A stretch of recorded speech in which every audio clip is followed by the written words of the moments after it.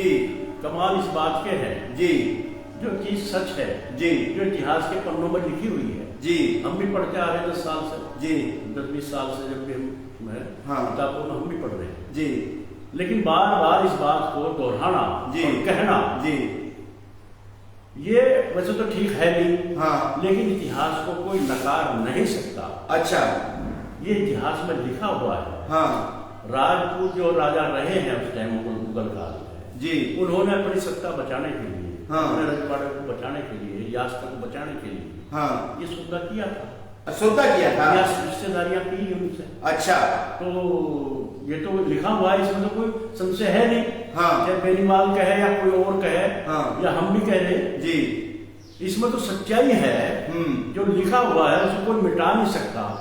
और जबरदस्ती जिस तरह से कर रहे भाई हमें गलत कह दिया, ये कह दिया, वो मिट नहीं सकता। अच्छा। और इस बात को उठा उठा के बिल्कुल कीचड़ बना दिया। नहीं तो उससे इतिहास को कैसे मिटाओगे? जी जो लिखा हुआ है, जो उनसे रिश्तेदारियां हुई हैं, जो उनसे संबंध हुए हैं, उसे तो कोई हटा नहीं सकता। अच्छा, आपका ये कहना है कि राजपूत रजवाड़ों ने मुगलों से रोटी बेटी का रिश्ता रखा है, नहीं अपनी बेटियों की शादी की है। बेनीवाल तो कह रहे हैं कि उन्होंने जो लड़की पसंद आ जाती थी वो शादी करने के लिए आना चाहते थे, ये कहते कि नहीं आने की जरूरत नहीं है, हम ही आ रहे हैं लड़की को लेकर के। तो ये 70 किलोमीटर दूर जाकर के अपने आप शादी कर आया करते थे। होड़ लगी थी, होड़। अच्छा, होड़ लगी हुई थी।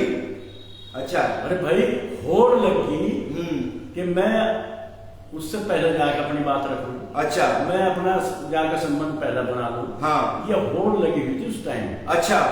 तो 70 किलोमीटर चले जाओ, चाहे 50 चले जाओ, 100 किलोमीटर चले जाओ। अच्छा। भागम भाग जाकर रिश्तेदारियां अपनी काट लेते मुगलों से। अच्छा, ये चीजें इतिहास में है या आप जैसे नेता अपने आप ही कोई कहानी बना रहे हैं? नहीं, मैं तो आज बोलूंगी, मेरी हिम्मत नहीं है इतनी कि मैं अपने उन महापुरुषों पर, उन पहले जो हमारे हो लिए, हाँ। उनका हम कहानी क्यों बनाऊं? जी। कहीं ना कहीं हमें भी ठेस लगे इन बातों की। जी। लेकिन जो हुआ है, हाँ। उसे मिटा भी नहीं हम सकते। ये इतिहास में है। इतिहास में है। अच्छा, बता दें कि राजस्थान के इतिहास में है, पाठ्य पुस्तकों में है। राजस्थान में तो ज्यादा रजवाड़े रहे हैं। हाँ। भाई हमारी तरफ तो मुझे नहीं लग रहा, हमारी तरफ इस तरह का कोई रजवाड़ा इधर रहा हो। जी। उत्तर प्रदेश में तो ऐसा कुछ था नहीं। हाँ। लेकिन राजस्थान में ज्यादातर वही रजवाड़े थे। अच्छा। रियासतें थे। हाँ। उन्होंने ही करी दिल्ली भाग भाग के अच्छा, भाग के शादियां की। अच्छा। तो इसमें तो कोई संशय है नहीं। तो बेनीवाल की कही हुई बातों पर आप मोहर लगा रहे हैं? नहीं, सच इतिहास की बात कही उसने नहीं। हाँ। और बहुत लोग कह रहे हैं इस बात को, मैं थोड़ा ही। अच्छा। कई बार थोड़ा ही। उससे पहले बहुत बात हो गई है। हाँ। कई बार बहुत ही इन पर विवाद भी हो लिया है। अभी विवाद चल रहा है। जी जी। तो विवाद ये उठाना ठीक नहीं है। इसे तो एक्सेप्ट कर लेना चाहिए इतिहास को, जो इतिहास में पहले हो गया। हाँ। हम 700 साल मुगलों के गुलाम रहे। जी। इसे तो एक्सेप्ट करना पड़ेगा। जी। 200 साल उन्हें गुलाम रहे। जी। करना पड़ेगा, या उसे मिटा देते रहे भी हम तो। अच्छा, गुलामी का क्या कारण था? गुलामी का कारण तो यही रहा है कि उस टाइम जितने राजा रजवाड़े थे, आपस में गरीब जनता, जी, सोचो जी, जनता बहुत परेशान थी। जी। और हमारे जो एक समाज है, जो अपने आप को ब्राह्मण समाज कह है, पंडित समाज कह रहा है, जी, उन्होंने छुआछूत एक पाखंड चलाने का काम किया। अच्छा। और लोगों को शूद्र बता दिया, जी, लोगों को दलित बता दिया, जी, लोगों पर झाड़ बांध दिए, जी, ऐसा पाखंड बना दिया, जी, तो लोग सब बहुत परेशान हो गए। अच्छा। और आपस में इनमें अय्याशी का अड्डा बना दिया रजवाड़ों में, जी। तो मौका देख लिया, एक दूसरे को ये देखना नहीं चाह रहे थे। तो कभी उसको बाहर से आक्रमणकारी को बुला कर लाए, सौदा करा उससे कि तुम लूट कर लीजिए। अच्छा, आक्रमणकारियों को बुला के राजपूत रजवाड़े लाए? अरे मोहतला जी, आप इसे कुरेद रहे बात जी, ये तो सच्चाई है। अच्छा, सच्चाई है, सच्चाई है। पृथ्वीराज चौहान को मरवाने के लिए बुला कर जाएगा, जी। कमी रही है कि 17 बार उसने माफ किया उसको, लेकिन कहीं ना कहीं कोई ना कोई तो बुला कर लाया है उसको, जी। और यहाँ उसका साथ नहीं दिया, तो ये पूरी संकल्प खत्म होगी पृथ्वीराज चौहान के बाद। आप सीधा सीधा आरोप ये लगा रहे हो राजपूत रजवाड़ों पर कि उनकी वजह से भारत गुलाम हुआ। बिल्कुल सच्चाई तो ये। अच्छा, उस टाइम के जो रजवाड़े रहे हैं उनकी वजह से पृथ्वीराज चौहान के बाद मामला सब निपट गया था। जी जी। और जो फिर रजवाड़े छोटे छोटे रजवाड़े बनते रहे, लड़ते रहे, एक दूसरे को तबाह करने पर लग गए, तो फिर बाहरी आक्रमणकारियों को मौका मिला और वो उनसे साठ गांठ करके यहाँ आए और देश पर कब्जा किया, दिल्ली पर कब्जा किया और 700 साल तक हमारा इलाज करा, हमारा सब कुछ लूट लिया सब। जी जी जी। तो इसे कैसे हम नकार सकते हैं? तो इसमें दोषी राजपूत रजवाड़े आपके हिसाब से हैं? अरे भाई वो लिखा हुआ है, उसे मिटाओ पहले तो। अच्छा, इतिहास में ये है। अकबर के 9 रत्न कौन थे? जी। अकबर बादशाह के 9 रत्न कौन थे? जी। नाम लिखो आप उनके। जी। या तो पंडित थे या राजपूत थे। जी। वो 9 रत्न ही पूरा देश को चलाने का काम करते। जी। सारा का सारा उनकी तरफ से लड़ाई वही लड़ते, उसकी तरफ से लिखा पढ़ी भी वही करते, तो सारा का सारा वो चला रहे थे। जी। और हमारे यहाँ जितने आम लोग थे उन पर उत्पीड़न भी वही करवा रहे। अच्छा, वही।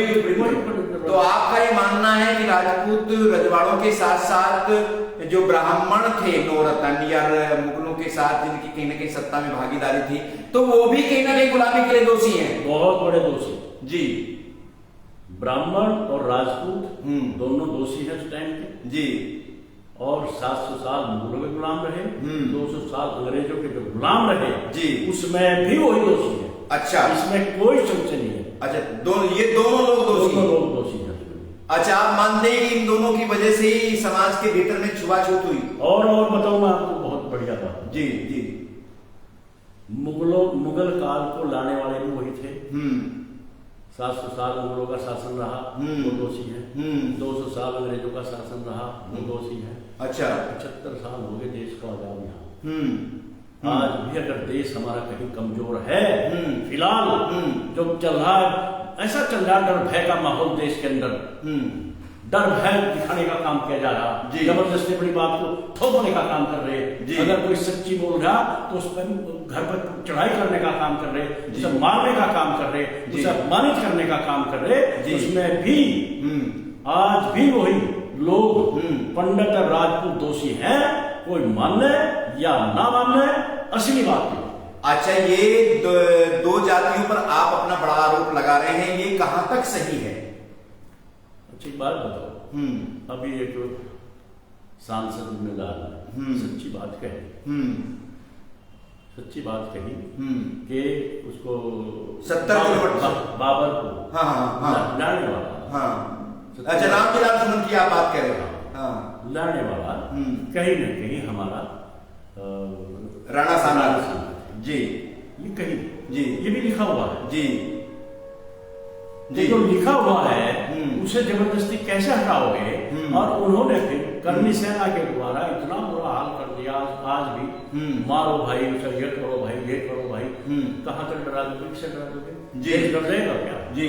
कोई कमजोर है क्या आज? जी, कोई कमजोर नहीं है। इस तरह गलत बात हो रही है और इसमें कहीं ना कहीं आज हमारे में जो भाईचारा है वो खत्म होने के कगार। नहीं, रामजीलाल सुमन ने तो राणा सांगा को गद्दार कहा था, ये बात भी कहना तो बहुत गलत है ना। अच्छा, एक बात बताओ जी, बाबर का यहाँ पे मतलब था क्या उस टाइम? नहीं है? नहीं। उससे पहले तैमूर लगाया था जी। किसने भगाया उसको? राम प्यारी गुजरी, जोगराज कुमार ने, और करतार सिंह थे किलेदार, और सर्व समाज मिला सब साथ लेकर जी सेना बनाई और यहाँ से भगाने का काम किया जी, भगा दिया उसको जी। अगर ये उसको यहाँ से ना भगाते तो शायद तैमूर लंग भी दिल्ली पे वहीं का वहीं बैठ जाता जी, लेकिन सारे को मार मार कर भगाने का काम इन्होंने किया जी। उन्हें तो कोई गद्दार नहीं कह सकता जी, क्या गद्दार कहेगा हमें? नहीं कहेगा। और जो आदमी बुला के लाया और दिल्ली पर बैठ गया यहाँ से जी, उसे क्या कहेंगे जी? उसे तो कहना पड़ेगा। लेकिन बहादुर भी तो थे ना। अरे बहादुर तो मरे थोड़े कर रहे, बहादुर थे, आपस में लड़ रहे थे, इसके लिए बहादुरी करी। अच्छा, देश के लिए लड़ रहे थे? वो अपने राजा रजवाड़ों के लिए लड़ रहे थे, एक दूसरे से आपस में लड़ रहे थे जी। अच्छा। बहादुर था, ताकतवर था, उसने कोशिश भी करी सबको इकट्ठे करने की जी, लेकिन इकट्ठे नहीं हुए जी। लेकिन मैं और बात बता रहा जी, अभी लड़ाई चल रही पाकिस्तान के अंदर, पूरा चल रहा गस्सा। हम अगर सारे इकट्ठे होकर उससे लड़ेंगे जी तो देश बचेगा जी। अगर हम गद्दारी करेंगे, हम उससे कहीं ना कहीं मिल जाएंगे, अपनी अपनी बातें वहां उन्हें बताएंगे जी, तो देश के गुलाम हो जाएगा जी, तो लिखा जाएगा जी। तो ऐसे माहौल में बाहर के आक्रमणकारियों के खिलाफ हमें अपने छोटे मोटे झगड़े खत्म करके उनसे लड़ना चाहिए जी। ऐसा नहीं लड़े। राणा सांगा जी को अपने छोटे मोटे विवाद तो रहे जी, भाईचारे के विवाद तो रहेंगे, हमेशा रहते आ रहे उन्हें विवादों को घर की लड़ाई को घर में छोड़ते जी, लेकिन बाहर के आदमी को बुलाकर